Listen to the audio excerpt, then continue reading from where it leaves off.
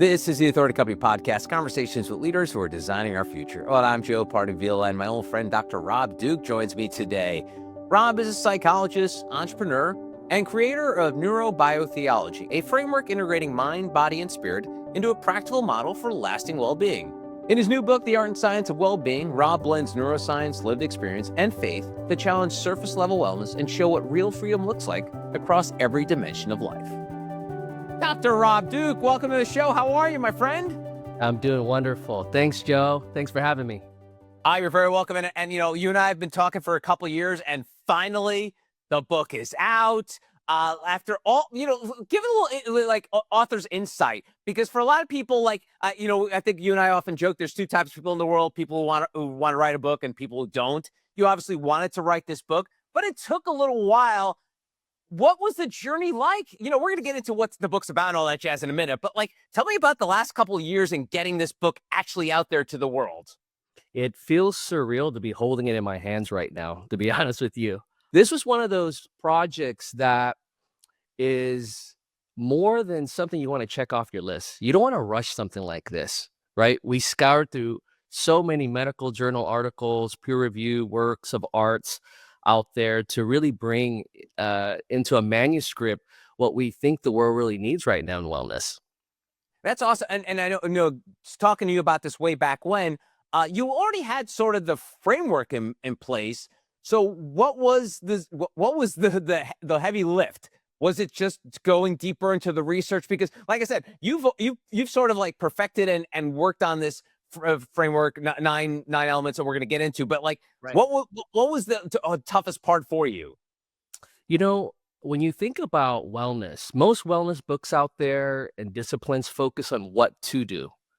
This book finally focuses on what's happening inside, focusing on not just the outer work, but what's happening inside while you're doing it. We've mastered the exterior of wellness and neglected interior is what we're really looking to find when we're merging mind, body, spirit together.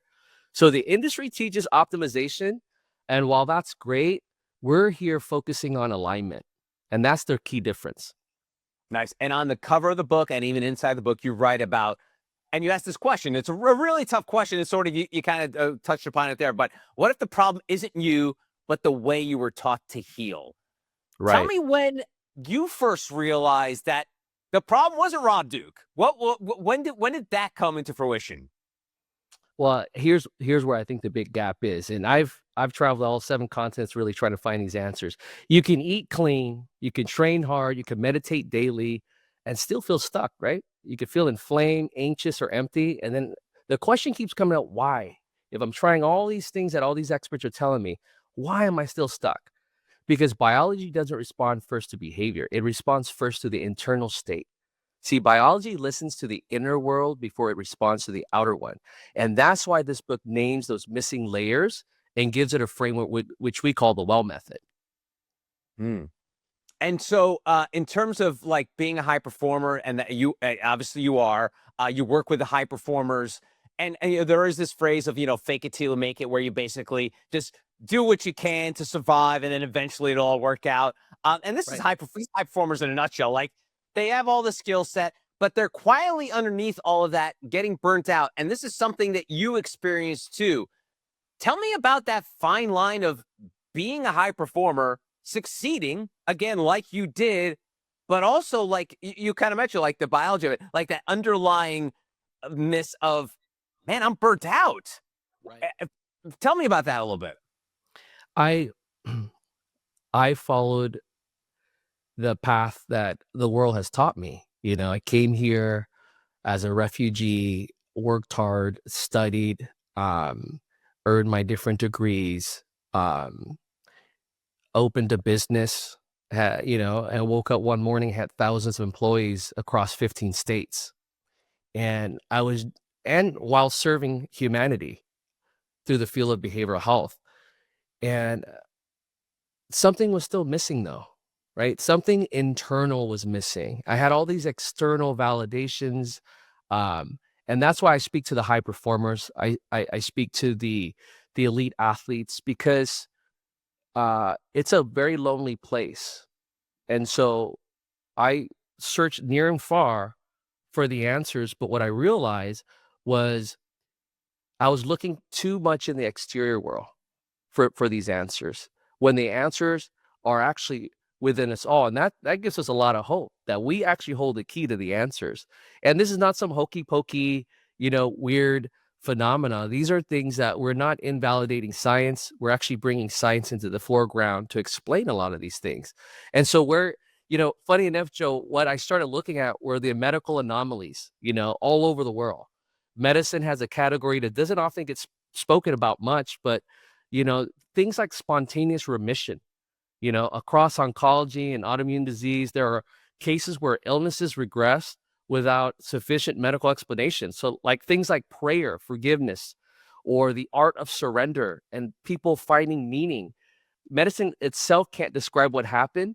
It often can't explain why, but these are the things that got me really inquisitive about, my goodness, what if the key is actually unlocked through the practice of the inner self and the spirit and the soul, and activating that first to bring about holistic healing. And that's where the shift really started with, I put a team together of PhD clinicians, and I really wanted to make this my life mission to really look at, can we actually develop a method that can finally help people not just make small gains within wellness and well-being, but really sustain it. So we looked at ancient practices, we looked at modern science, we looked at everything, and together, that's what this is more of an exploration of all that. And that came from you developing the concept of the mouthful, neurobiotheology. And you talk about, you even mentioned there about the fact that there are some sort of like, you didn't use the word, but miracles that happen along the way with people's healthcare journeys. And sometimes doctors sort of like, they almost don't want to go there, so they're like, yeah, I don't know why, but you're cured. Like it's almost like they don't want to go deeper than that. They're just like, can't explain it, it just is what it is. But you throw it out there, you throw in the theology word in this. Tell me, in the world of physicians and healthcare, where you came from, how do you cross that sort of threshold of like introducing the idea of religion and everything else that's going on? Sure. Well, I'm a licensed educational psychologist by training. So I've learned a lot about psychodynamics and therapeutic models that are really beneficial. I'm also a board certified behavior analyst. So I look at how we could reinforce certain behaviors that are from maladaptive to what we deem to be appropriate, right? So I've looked at the mind, the renewal of the mind through the lens of psychology and neuroscience, and I've also looked at, gosh, how can we train these new behaviors in all of us? But the real missing link of this all was to go even deeper into we're all the human spirit is what needs to be ignited. So I see this much more of a relationship with self than just any religion, because what neurobiotheology explains is beliefs affects your nervous system. We know that, and we lay down a lot of good examples in the book about that. The nervous system also affects your biology, and then biology affects even gene expression. It gives language to what people intuitively feel but can't articulate. So let me say it this way. The nervous system is the translator between belief and biology. And I think that conversation has been missing for too long.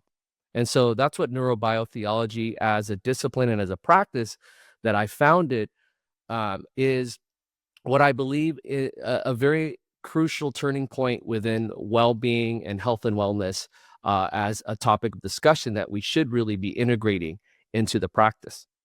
Wow, and it's funny how a lot of it comes maybe from Eastern cultures, and for many many decades, Doc, as you know, Western cultures, the idea of like meditating at work was like, who's this weirdo? Who's the hippy dippy? And so you've seen this. I don't want to say evolution, but it has been an evolution of like, you'll go into offices where they'll have a meditation space, and Right. where it's part of people's healthcare plans, meditation. Tell me about the shift you've seen from where you started, where you are now, where you even like introducing the idea of neurobiology now. Like, if you think about it, like you trying to do that 25, 30 years ago, Doc, probably would be like, who's this Dr. Rob Duke? You doing it now, it's like, tell me more. Right. Yeah, I mean, let's think about where we're at in society now. There's a hunger for wellness, especially post-COVID, right? There's a hunger for healing, there's a hunger for wanting to be. I mean, you've had the movement where you have these elite athletes and executives wanting to optimize, and it was that grind culture. And then Biohacking. right, and biohacking, and then people realize, I mean, that just leads to burnout, you know, when done in isolation. That's why I think the call that I have for humanity is the call to wholeness. You know, we've been treating things in fragments. And actually, as a licensed educational psychologist, my training has always promoted working in a multidisciplinary team, working with speech and occupational therapists and everybody as a whole. So my framework, this has always made sense for me to never do things in isolation.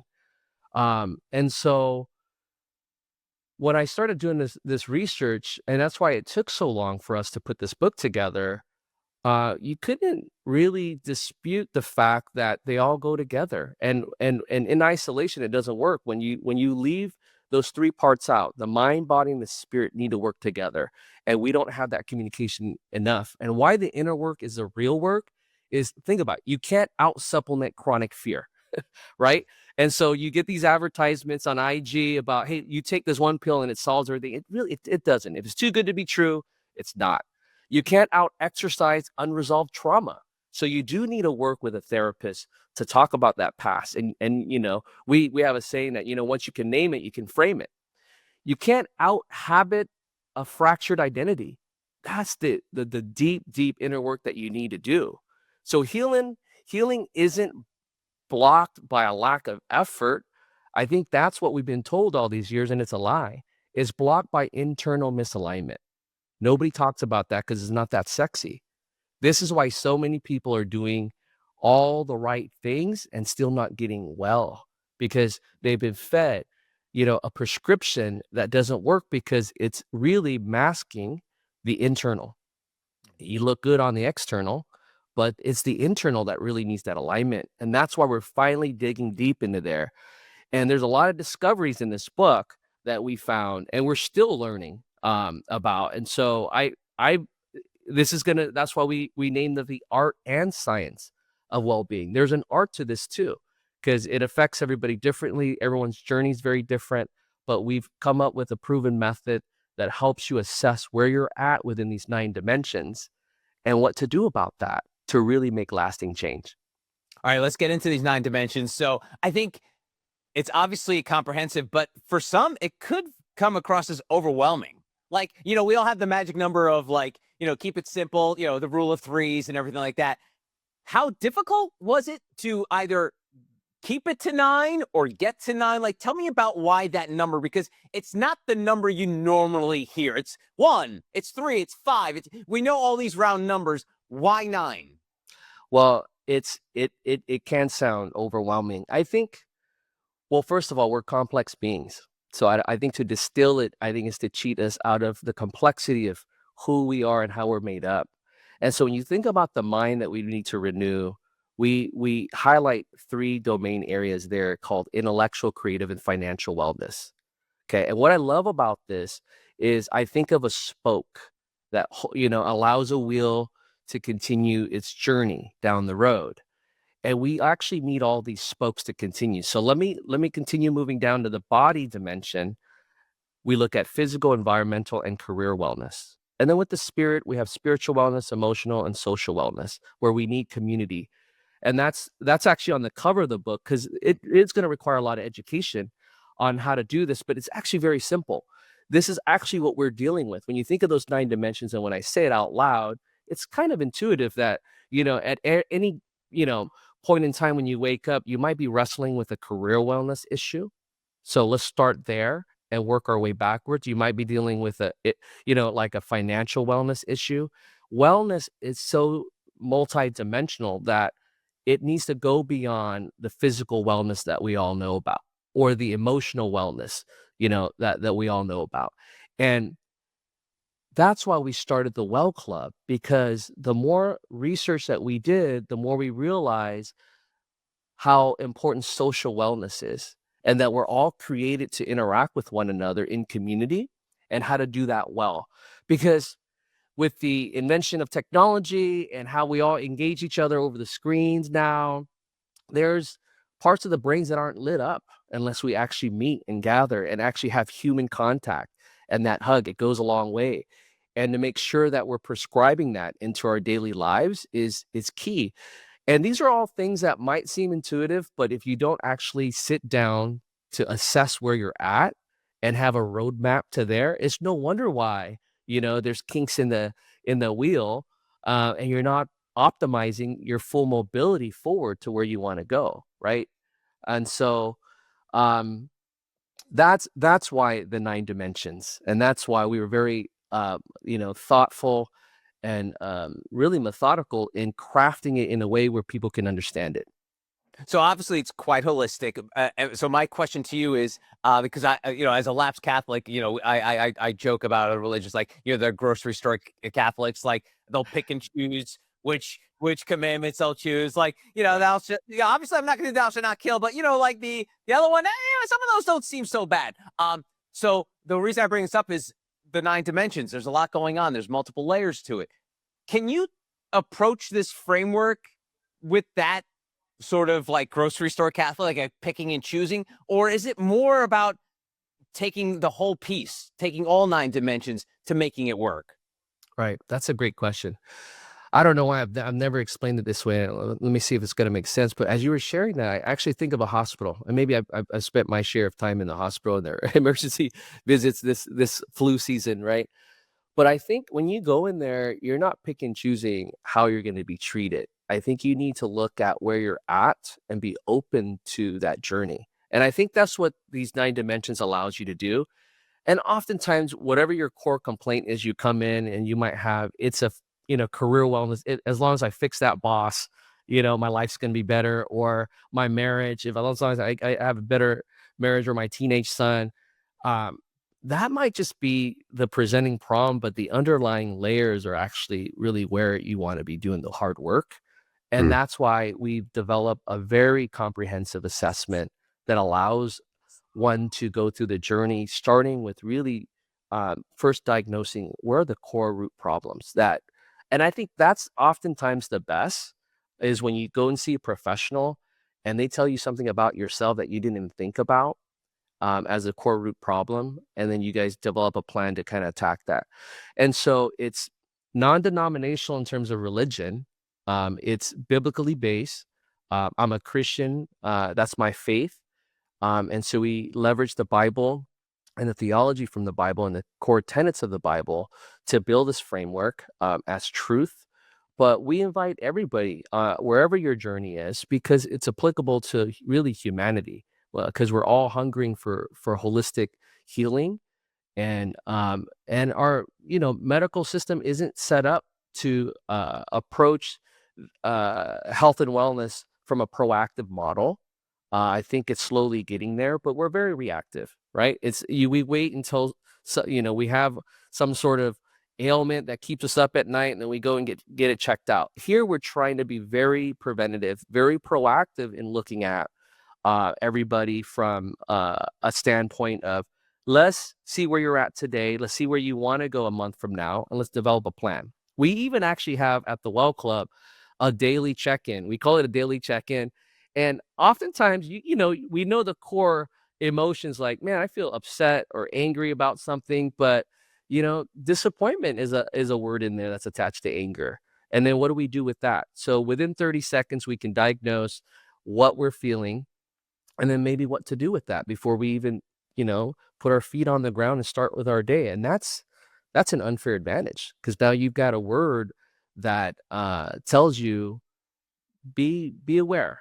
You're really disappointed, and here's how you might approach that day. And that's why I think it's a daily checking in of where we're at internally to know how we can be our best selves to the external world. Yeah, finding the root to the problem is, it kind of reminds me of the old Simon Sinek line where he talks about the toothpaste theory. Like if a husband and a wife are complaining about like someone not putting the cap on the toothpaste, it's usually not about the toothpaste. There's That's right. something more underlying that's going on there. And so for just with the idea of high performers, obviously, kind of your bag, and obviously this book's for everyone, but you work generally with high performers. What are some of those like underlying issues, like those little, like the toothpaste problem that you see that is that has that ripple effect? Like, what are some of the common things that you see for a lot of folks that are causing these other, either health issues, mental issues, physical issues? The biggest blessing and curse for high performers is they're they feel very lonely because they have a high capability of seeing things before it happens. They have a high capability of executing a vision, and so they think everybody else around them is just lazy, but the world doesn't work that way, right? They're just built a little bit different. And so for them, it's just really unpacking that you're the anomaly. You're the one that's the less than 1%. How do you engage in a world where they don't perform in that level? But all the tenets of what we talk about, like you said, applies to everybody, right? I think we're all yearning for connection. We're all yearning to optimize where we're at in life. And that's why the wellness industry is at such a boom. People are traveling for wellness retreats and these sorts of things now because they're realizing the new luxury isn't more things. It's feeling more energy. And so alcohol consumption has gone down because of that, right? Like I think we've gone through these different waves of how do I cope with this grind culture? Let me mute myself with substances because I'm stressed, control my nervous system that way. And now people are fighting for more energy. So they're trying to eat cleaner. They're trying to exercise more. They're trying to lay off alcohol so they don't have to exchange that 30 minutes of joy for 3 days of hell later. So I think there is a movement towards that. And so, but the problem though, there's just so much data out there. What do you do with all that data? We have all these wearables and everything. And so again, those are all external data and information, and it's overwhelming with what do you do with that?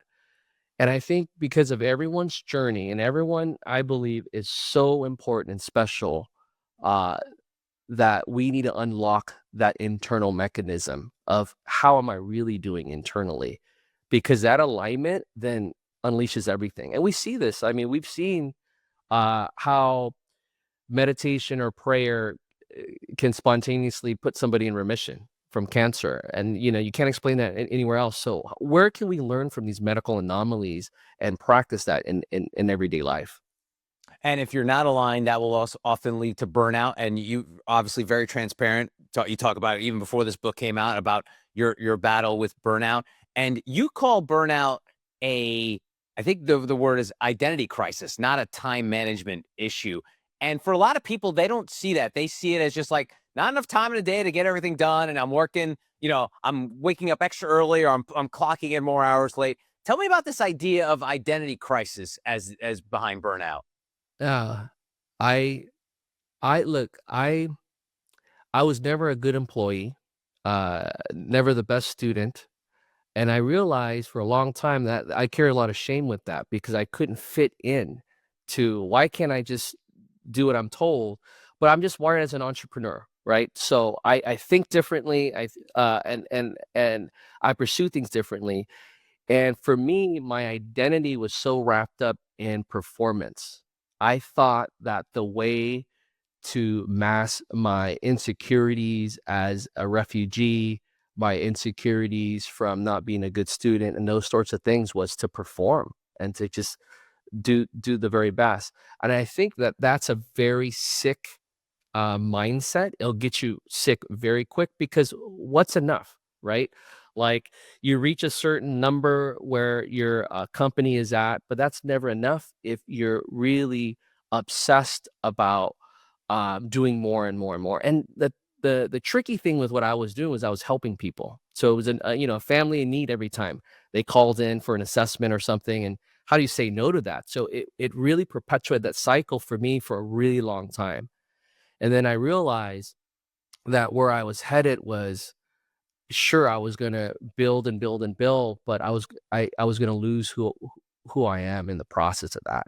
And I I lost a lot of joy in that. I lost loved ones around me because I, never showed up to parties anymore, barbecues anymore. So um then the shift happened with theology, to be honest with you. It was a prayer moment. It was a time with God and reflection that my identity is grounded in Him, that He's the one that paid the price for me, that all my blessings come from Him.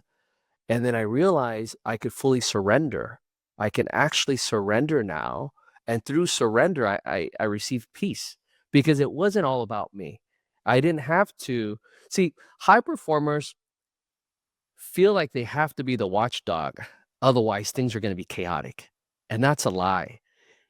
When you've experienced success, you could be disillusioned to think that if you weren't there or you didn't do that, it wouldn't have happened. But here's another truth is what if we were utilized only during opportune times, and the rest of the time we can go surf or go for a run and relax, And that gave me the freedom that the move back to Hawaii gave me the luxury of time again and to be at peace with myself and those around me.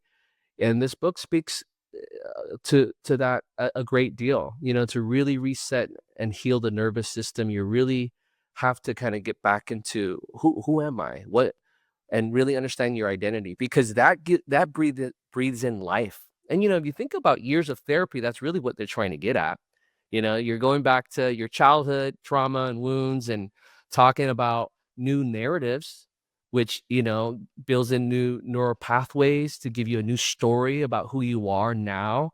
You're writing letters to your old self for that healing. And we all that's the powerful hope and truth that I'm here to share, is that we actually all have it within us to heal.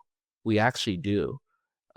We just have to find the right alignment and find the right source for that healing, and really listen to our inner selves about what it is that we need. Hmm. Tell me about that intersection of sort of like a high performer and their connection with God, because you obviously mentioned the fact that you diving into theology at that point in your life essentially saved your life, right? And I'm curious because if you're ever watching a pro or even a college sport, after the game is over, they're going to say, "Hey, what was it like scoring that game-winning touchdown, hitting that home run?" First word out of that person, the player's mouth is 99.9% of the time is like, give grace to God. I thank God Wow. that I'm here. Tell me, I think for a lot of people, like, they don't get it. Like, they're like, well, what does God have to do with you, kicking that field goal or hitting that home run? Like, but I'm fascinated by this connection of high performers and God. What do you think that helped you in terms of identifying that, and why that you see so many high performers, the first thing that they discuss when it talks about the success is the whatever religion they practice? When I'm in a room with elite athletes or billionaires, the one common thread that I do see when you go past the chit chat and the small talk is a lot of us come from heavy trauma. Some of these folks have big trauma, maybe dad's not in the picture. So there's a lot of early learnings in trauma and wrestling with the demons that they had to do almost early in childhood, and that gives them kind of an unfair advantage. Um, uh, my story, I started as an entrepreneur very early on, and so they're fighting so hard to get out of that poverty that they become the next billionaire, right? And so they're obsessively thinking about that for their own security. But he- to answer your question, the best ones, when they really reach humility, is when they realize that the person that saved them was God. And those are the ones that actually have lasting marriages. They're the ones that are the most philanthropic guys out there, because they're now realizing it's not about them, and they're able to give back, right? Because you also have the story of the guy who's been traumatized and he's on the side of the street and he's an addict now, right? And so there's different paths, and they realize how fortunate they are that they utilize that broken story of theirs to really pull themselves out, and they credit God because God's the one that saved them. I share a talk, and it really starts with, my story of survival to then trying to mass survival with success. But ultimately, the guys who credit God are the ones that are in surrender. So you look at the football players, the Brock Purdy's of the world, the Steph Curry's of the world.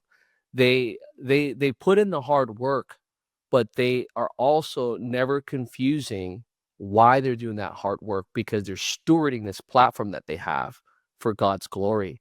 And that's the shift, and that's the difference. And then when you see the players that are more about doing it for themselves, then there's a lot of pressure, and that leads to burnout. Because why? If you're doing it for yourself, what happens when you don't make that shot with 3 seconds left? It's all you, isn't it? And then so that's shame, that's everything else, because you built everything. You built your whole empire on you doing it for yourself.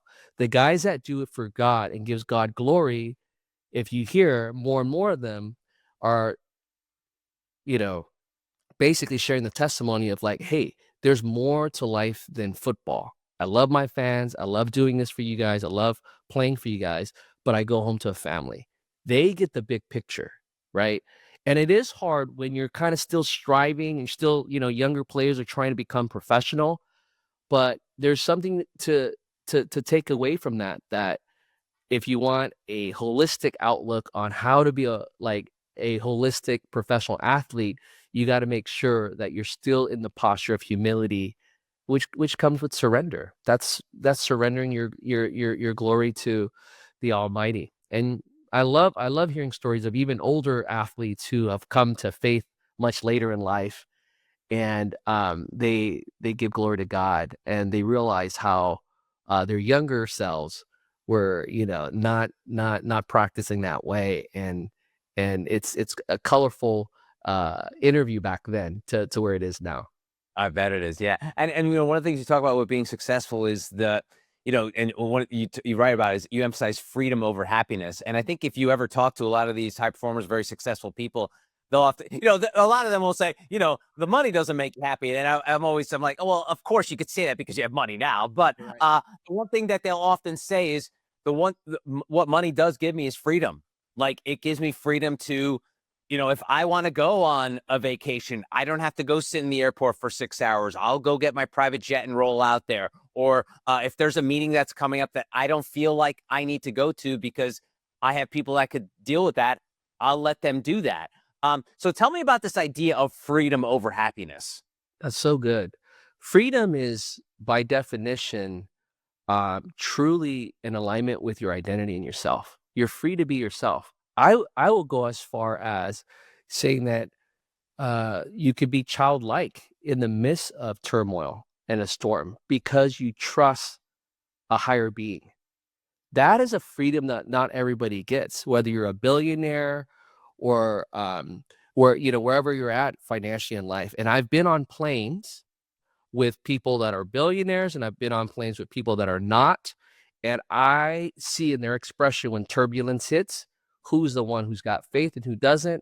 I see. I've been in circles where we should be enjoying the beach, but there's certain people that just can't turn it off, and that's why the inner self is so important. It's getting right back to that. No amount of money can earn your way to peace if you haven't done the inner work, and you're still striving and you're still performance oriented and you're judging yourself on how many likes or how people are validating you from the external world versus people who are very strong and they've done the inner work to be able to what I gave a talk called The Art of Play.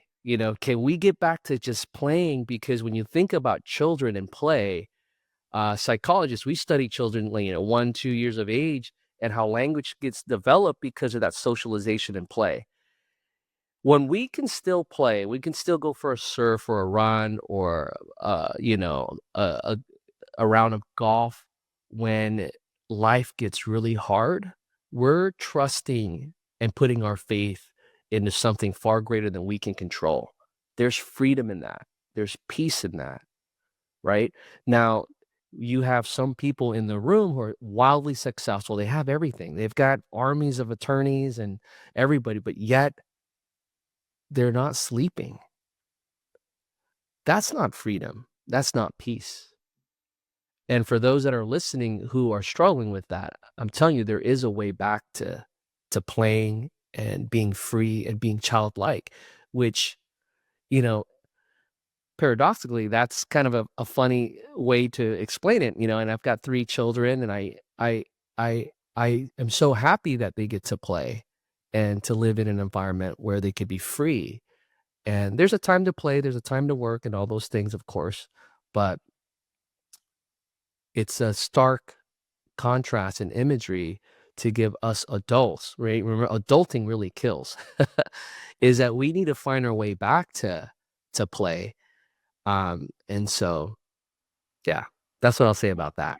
That's good. It's funny how, like, obviously your book connects modern science with like sort of like old school like teachings, like the stuff like for people that are into philosophy. Like if you read a philosophy book written 2,000 years ago, it still talks the same language today. Like a lot of people have got embraced it over the last few years. And tell me about those like truths that are like almost so obvious, yet we forget about them. It's Right. almost like cliches. Like I love Martin Scorsese has this great does a quote about cliches. He goes, the reason that cliches are cliches is because they're true.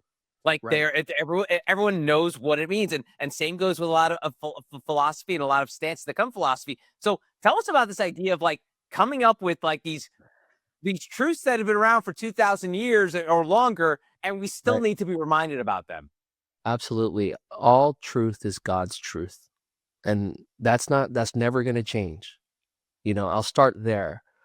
I mean, it could be rebranded, repurposed in different genres, but all ancient wisdom is it's still God's truth. And that's why we had to go back to the theology and the biblical texts, and why we included mind, body, spirit. And we didn't want to be shy about calling that out, because that's really where the truth comes from. And there was no way of masking that. I think we did that masterfully with the team, because we also didn't want to be offensive, because religion is a hot topic for a lot of people. People have different relationships with churches and those sorts of things. And here's what I would say and urge to that. I focus more on a relationship with that truth. And there's no right or wrong as long as you're pursuing truth. There's no right or wrong in that relationship. Everyone has their own timing, their own journey, and I respect that. But I would keep encouraging the truth and going after the truth, because the alternative is easy. And that's why the gate is very narrow for those that follow the truth. The wide gate is all the fads and everything else that you can try that are easy. The quick pill, the quick this or that, the quick escapes. Everyone's doing that. Of course, it's easy. But if you really, really want to know who your identity is and how to be holistically healing, you've got to follow the truth. And that's really the key differentiator, what we're trying to do here. There's modern science. There's all these great things that are effective and work. And, we're not anti-medicine. We're not anti-science. We're the opposite of that. We're inclusive of all that, which actually explains more about the truth, which I think is beautiful. I myself have gone through a healing journey just writing this book, and new self-discoveries. And I'm the first subject. I test all this stuff out on myself so I can see, and validate from my own wife, is this actually helping? Am I, becoming a better human being by, with these practices? And it's also funny with finding your truth, and I'm sure you find your truth almost every day, especially as you were writing this book. But it's always funny to me how the truth is often very simple. Like as a middle-aged white guy, I got into stoicism over the last couple of years, and when people ask me about it, I'm like, it's pretty easy. You control what you can control. Like obviously it's more than that. But like when people say, "What does stoicism mean to me?" It's like you control what you can control, and Yeah. when you say it out loud, you're like, "That's it." I'm like, Yeah. "Yeah." And it's hard, but Right. it's so obvious that truth. right? And that's why the truth is a gift to us all, and the enemy of deceit who comes to lie, cheat, and steal just does a really good job distracting us. Like you said, this is so simple, but even this conversation that we have, the moment we are done and we get off the air, we're going to be distracted with a million things that distracts us from that truth. And that's why there are daily practices, there are daily therapeutic things that we could do to keep us grounded from that promise of the truth. And that's, you know, it's cheesy to say the truth sets you free, but that's really what we're looking for in freedom is, gosh, so and so saying this about me, or here's an opportunity. Okay, where's the truth in all that? And how often are we actually sitting with ourselves to hear our own internal voices? We're so quick for external validation or a coach or a mentor, but so what we train, and I used to treat children with autism, and one of the key things that we want to make sure we don't do as a treatment provider is to get them to be reliant on us, because very quickly they start to become prompt dependent and start looking at our cues to see if they're doing the right things. And very similarly with our neurobiology coaching, we want to give people the gift of life and the gift of making their own decisions. So we never want to be there long term with them. We want to give you all the keys, because when you can come to a daily practice of sitting with yourself, which sounds so strange, sit with yourself and sit with your thoughts, you can actually unlock and hear yourself think. That's really healing, right? So we work on things like that. You can start the journey by reading The Art and Science of Wellbeing, Unlocking the 9 Dimensions for Freedom in Mind, Body, and Spirit. His name is Dr. Rob Douk. Rob, thanks so much for your time. I really appreciate it. Always a pleasure, Joe. Take care. Thanks for having me. And that's going to do it for this episode. If you want to find out more information about Rob and our other amazing authors, go to theauthoritycompany.com.